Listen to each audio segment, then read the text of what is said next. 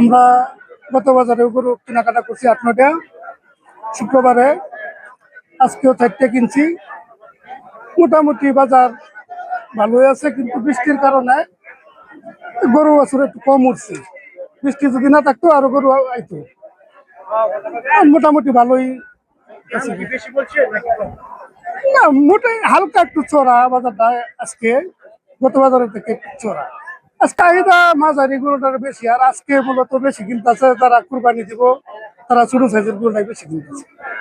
ভালো ভালো মূল্যে বিক্রি করা হয়েছে।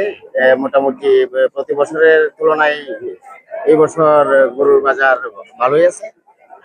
ন্যায্য মূল্যই পাইছি আমরা।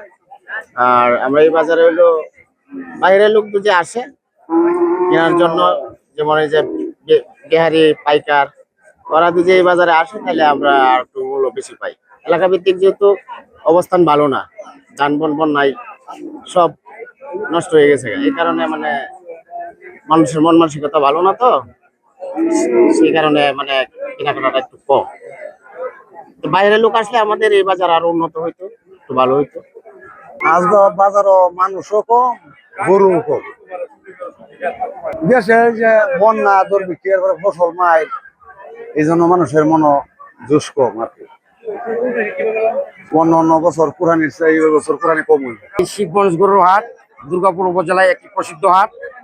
তো এই বছর আপনারা যা দেখতে পাচ্ছেন, আমরা যা দেখতে পাচ্ছি, বৃষ্টির জন্য আসলে বাজারগুলো তেমন জমে উঠছে না।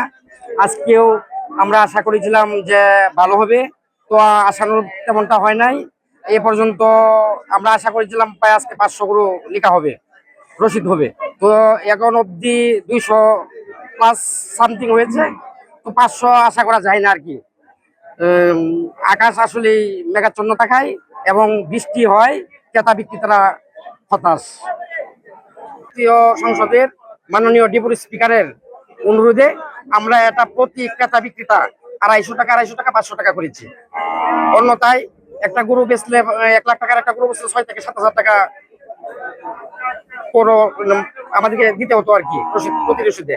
তো ওইটা আমাদের স্পিকারের অনুরোধে আমরা প্রতি গরু 250 টাকা 500 টাকা করে ক্রেতা বিক্রেতা এবং সাধারণ মানুষের কথা চিন্তা করে উনি এই সিদ্ধান্ত নিয়েছেন।